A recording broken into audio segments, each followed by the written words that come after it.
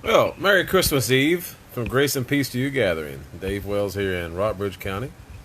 Promised you 5 days of reading, and I had to split today into two because we had so much reading. And here is the book titled The Day Christ Was Born. It's a bestseller written by Jim Bishop. Probably haven't seen it. Well, if you have, you may have seen it, but it's an older print. So check it out as we finish. My prayer is that this would spur you to seek the Word of God. This is not the Word of God. It's based on the Word of God and history, and it's a historical fiction about what could have happened on the day Christ was born.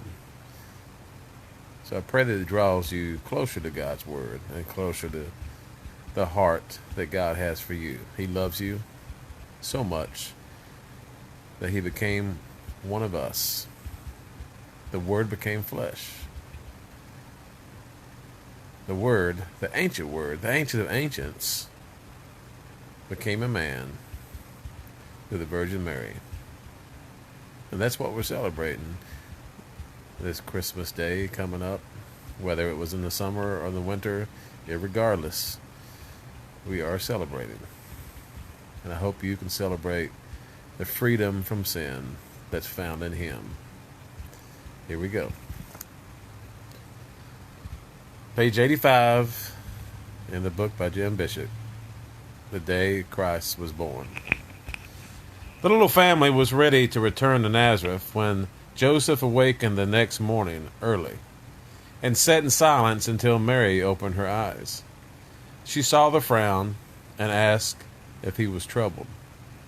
Yes, he said, he was. In the night he had a dream. He saw an angel, the same one he had seen before. The angel was agitated. Rise, he commanded. Take with you the child and his mother and flee into Egypt. Remain there until I give you further notice. Herod is on the point of searching for the child in order to take his life. The young foster father looked appealingly to his wife. Should he heed the dream, or should they return home? Mary had no doubt about the course they should pursue. They must hurry to Egypt. If an angel ordered this, then God had told the angel to do it. But how, Joseph asked, could Herod himself be aware of the baby Jesus? It did not matter, Mary said. They must follow the commands of God without question, and this was a command. Joseph realized that Mary was right. He was so proud of his little family and so homesick that he had hoped to start the journey to Nazareth at once. And he did not like having to move further away to an alien land. Joseph paid the innkeeper that day and bought some food for the saddlebag and stocked up with water. He told no one that he was leaving or in which direction he would travel when he did. That night, Mary wrapped her baby carefully against the chill air, set her cloak around her slender body, and took a last look at the little stable and the animals who had remained so strangely quiet for so many days. In the faint evening light, the goats and an ewe and a thin cow turned liquid eyes on her. Joseph had knocked down the stall boards which formed the little room, and he set them back where they belonged. He looked weary. When the blue dark of night set in, Mary mounted the little ass, held her baby against her breast, and the young man yanked the halter strap and started to plod along the white stone road south to Egypt. It seemed strange to Joseph, walking toward the great desert, that anyone would want to hurt a baby. Any baby. It seemed even stranger that God was keeping this one a secret. The only ones who knew that this tiny, jostled, sleeping burden behind him was the Son of God were the despised and poor shepherds of the fields, and the despised and rich Gentiles from Persia. The king of all Judea, Herod the Great, had heard about the infant Jesus, and his reaction, according to the angel, was a plot to murder. was to plot a murder. Now they could even take their happiness home. Now they couldn't even take their happiness home. They had to travel all the way to Bethlehem to have a baby and must travel hundreds of miles further from home to save a baby's life. They were in flight to spare an infant who had come to save the souls of all mankind. Why? Joseph begged to understand.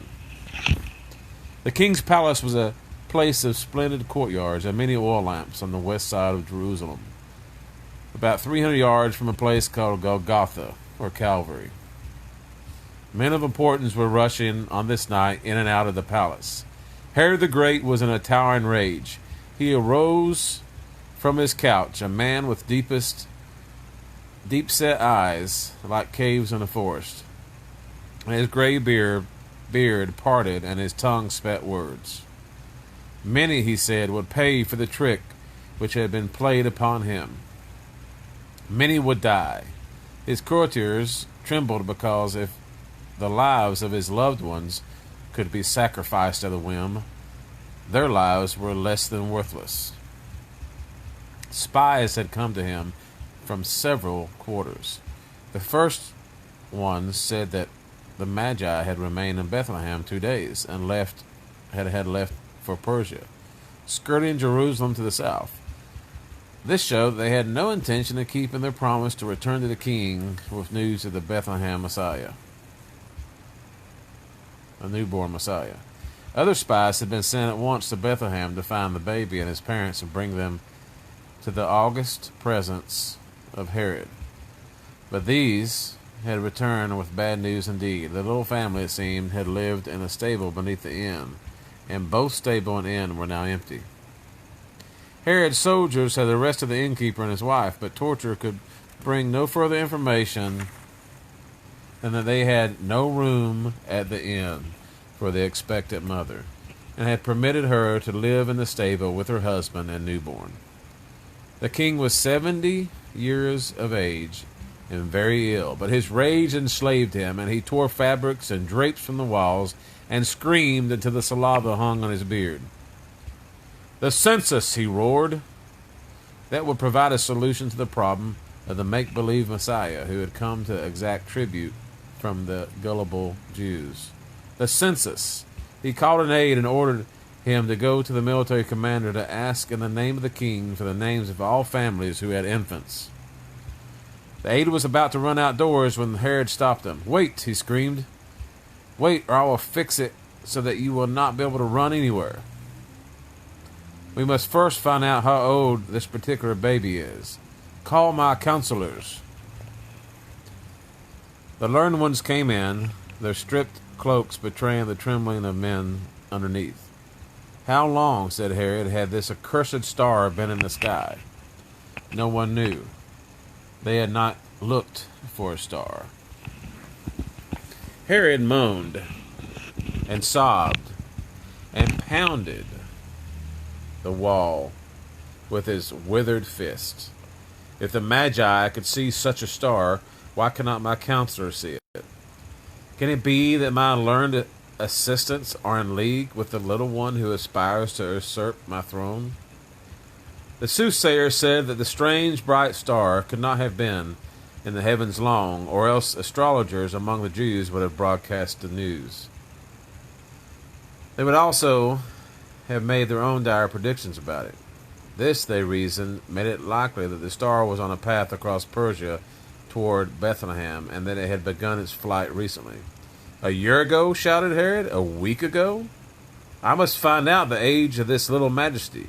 The counselors looked at each other and said, "Surely no more than a year, probably far less." Herod the Great leaned his hands on his couch and gasped for air. Then he said, "I know what to do. I know what to do." He punched the couch arm with his hand. He sent the courier to the military commander. He was to ask in the name of the king for a list of all Jewish families who had male sons 2 years of age or less. The census would reveal the status of every family, how many members, what age. When the list was copied, he wanted it given to his chief of guards, and he wanted squads of soldiers sent to Bethlehem. Jerusalem and every town and village in the area. The soldiers were under orders from the king to tear the babies from their parents, and to either kill them on the spot with a short sword, or take them out in batches and cast them from the cliffs. One counselor coughed politely and asked if it wouldn't be more prudent to kill only those babies up to the age of 1, and only those who were born of the family of David in the town of Bethlehem. Herod shrieked. He held his fist against the sides of his head and rocked with pain. When he again caught his breath, he said the order was to kill all babies from the age of 1 to the age of 2 years, and this would include all the babies in the vicinity of Bethlehem. There would be no exemptions, even among the babies of the soldiers themselves. This must be done at once, so that no spurious pretender to the throne could grow up and lift the scepter from Herod's cold hands. In fact, when he thought about the matter, Herod the Great dwelt upon the idea of killing his own son, Herod Antipater. He too aspired to this throne, the throne which none but the one Herod, the true Herod, the great Herod, would sit. He said nothing at the moment, but mentally marked his son for death within the week. Within a few days, the slaughter of the innocents began. Soldiers and squads hurried from house to house, tearing babies from the arms of screaming mothers, throwing them on earthen floors and running short swords through the little bodies. In every village, anguish and wailing followed the running visit of death. In Jerusalem, some bereft mothers tried to carry their dead infants into the temple as sacrifices. No newborn babies were killed in Bethlehem because only one had only been born there in the past year. Older ones were killed, and some were cast from the cliffs down the valley of the shepherds. In Jerusalem, some of Herod's soldiers wept because they had to kill the babies of fellow soldiers. All up to the age of 2 were slain, because to fail by one baby would have brought death to many soldiers. Some of the elders shook their heads sadly and wiped their eyes as they remembered the old words of the prophet Jeremiah. A cry was heard at Ramah. There was weeping and sore lament. Rachel wept for her children. She would not be consoled because they were no more.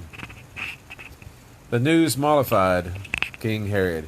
He asked many questions about the killings and was pleased that his officers had done an efficient job. Surely the so-called baby king was among the many who died in the swift rage. There was no chance that any infant had escaped the Holocaust.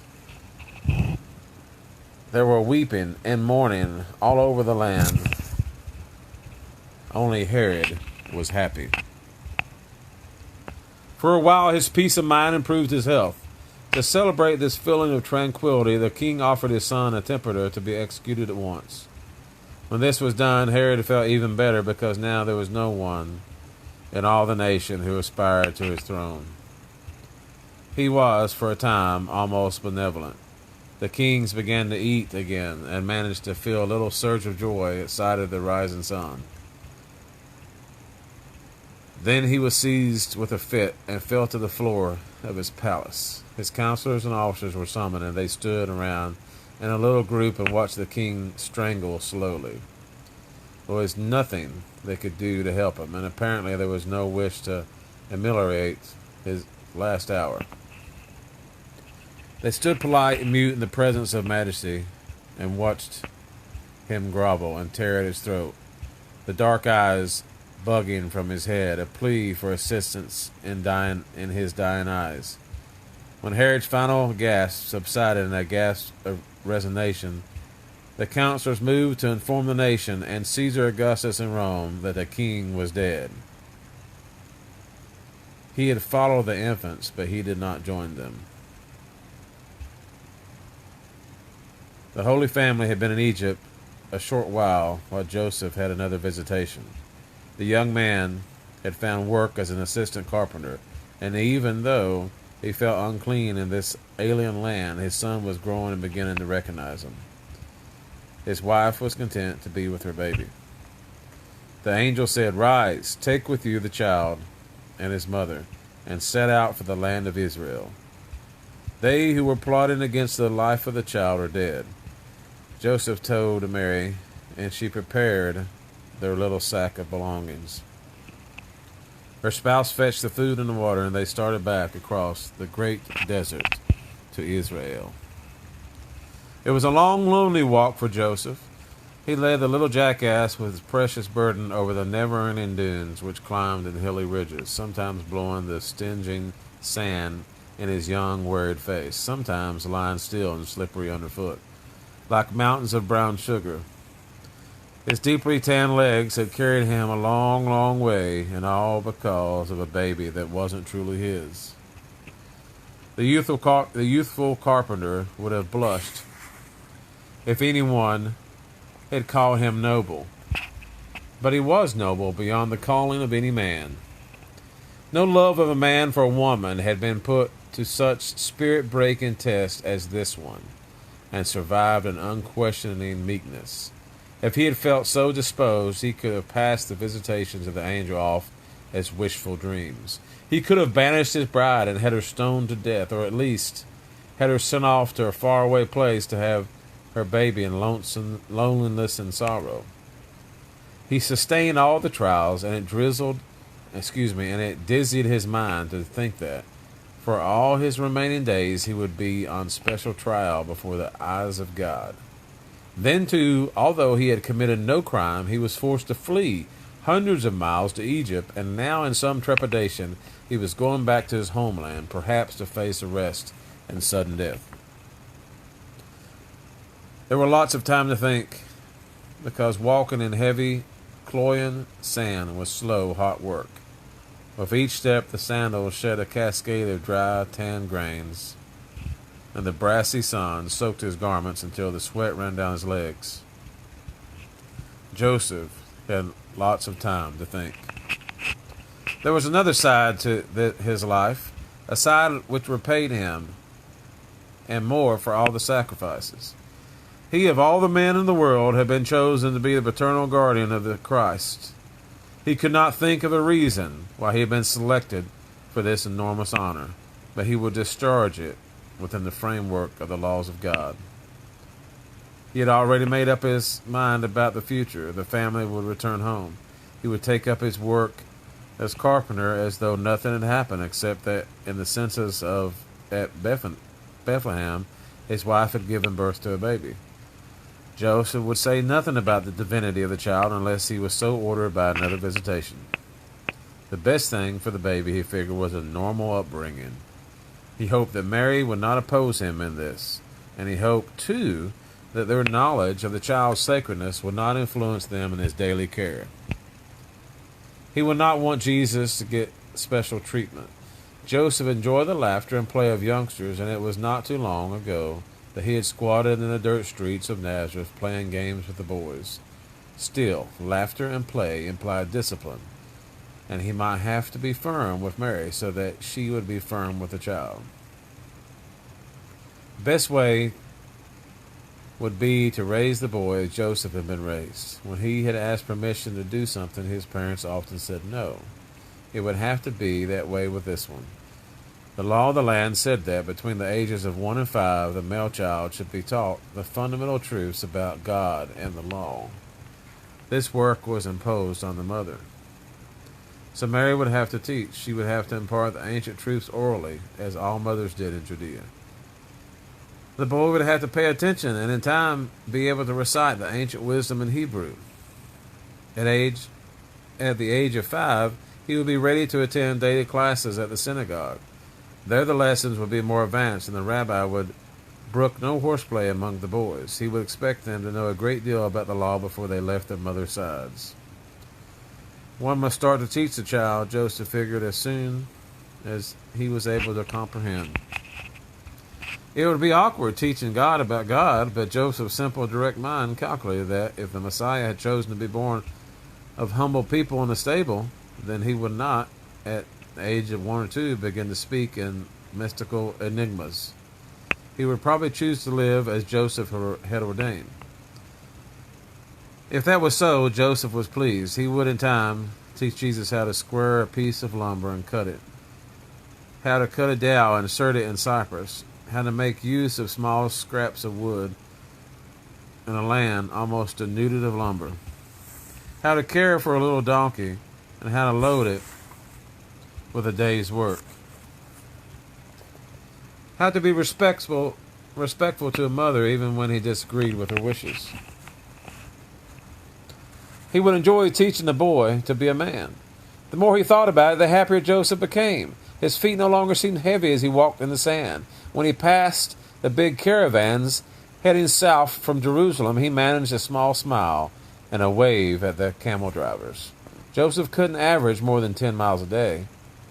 In the evening, he looked for a high dune and stopped in the ice in the lee of it, out of the wind, and helped Mary and the baby down. He apportioned the water, drew the dry sticks from the saddlebag for the fire, and gave his spouse the privacy she and the infant needed until the food was ready. Sometimes in the evening, Mary's arms were so fatigued with cradling the baby all day that she wept as she rubbed them to restore circulation. The baby was placed on a mound of sand, and the little cotton hood shielded his face as his mother helped with the evening work. She drew extra blankets from beneath the saddle of the donkey. The nights in the desert were bone-chilling, and Joseph could not keep the fire going because the ass could not carry enough wood to get them across the desert. To Mary, Joseph became more precious by the hour, because she understood his nobility and his sacrifice. She knew that her own burdens would be heavier in time than his, but hers were counterbalanced by the tremendous joy of having been chosen to be a mother of God. Also, she had the physical presence of the baby and the attendant maternal joy of ministering to him, watching him grow stronger day by day, feeding him, changing him, and doing the scores of things a young mother enjoys doing for her own precious baby. The mother wasn't much more than a baby, but she was competent, as all young women of the land were, and wise in the ways of motherhood.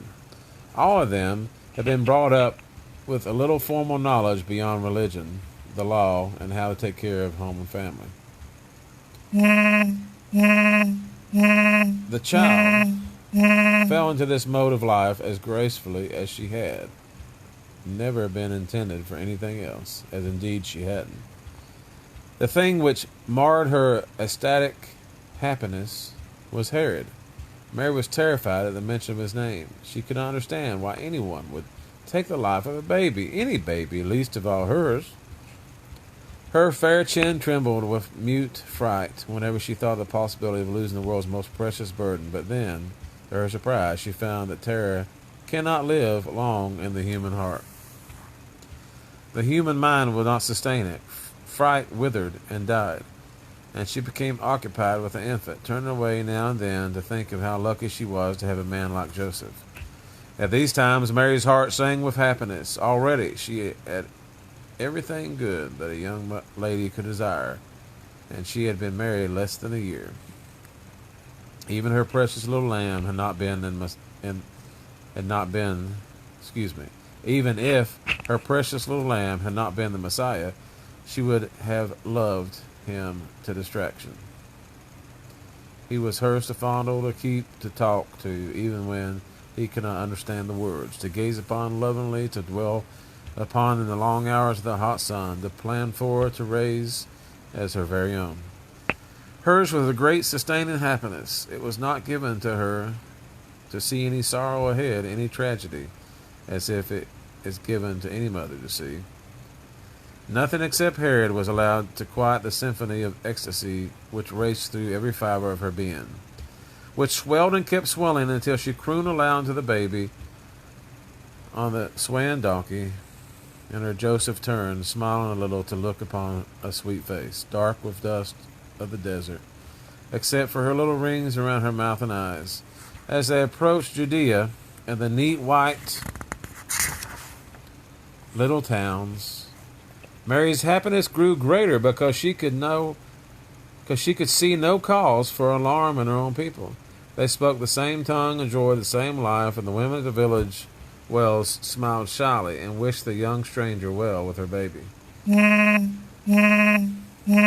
older women insisted on pulling back the little hood and taking a look, as though it were the right of the older ones to gaze critically upon the work of the younger ones. Some admitted grudgingly that the little boy looked plump and had good color, and advised soft, nourishing cereals to make him grow faster. Mary listened respectfully to her elders and exchanged small chit-chat with the younger women as well, at the well, and sat on a big stone, spreading a cloth over her knees, and undressed her little boy and bathed him in the warm Judean sun. These, for Mary, were the happy days, the days which would sustain her in the years to come. She would remember them mystically, nostalgically, down the corridors of time, and no matter how big her son grew, she would remember him as a small, helpless infant who made cooing sounds and flapped his arms and legs when he was bathed on her knees. The Holy Family moved on day by day toward the city of David, where all this had started. Mary's serenity was infectious, and Joseph stopped worrying about the future and spent more time in the evening with his little boy. Mary taught him how to hold a baby and how to change the clothing, how to make him smile, and how to hold him over the shoulder after feeding, and to pat his back gently until the stomach gases, but not the food, were expelled. The family was now a happy unit. They were south of Bethlehem when in the evening Joseph struck up a conversation with some Jews who had just left Bethlehem. He heard for the first time the details of the death of Herod, and he was disturbed to learn that a son called Archelaus was now on Herod's throne. This worried Joseph, although it did not seem to impress Mary. He told her that he was now afraid to go through Jerusalem. They might be seen. Anyone who might see the tiny burden would wonder why he had not been killed with the others. Someone might report it to the king. Mary thought about it. She said she would defer to Joseph's judgment. The young foster father took a trail eastward, skirting Bethlehem, and moved on by stages to Jericho, then north to Nazareth. These, among the families of Joseph and Mary, among the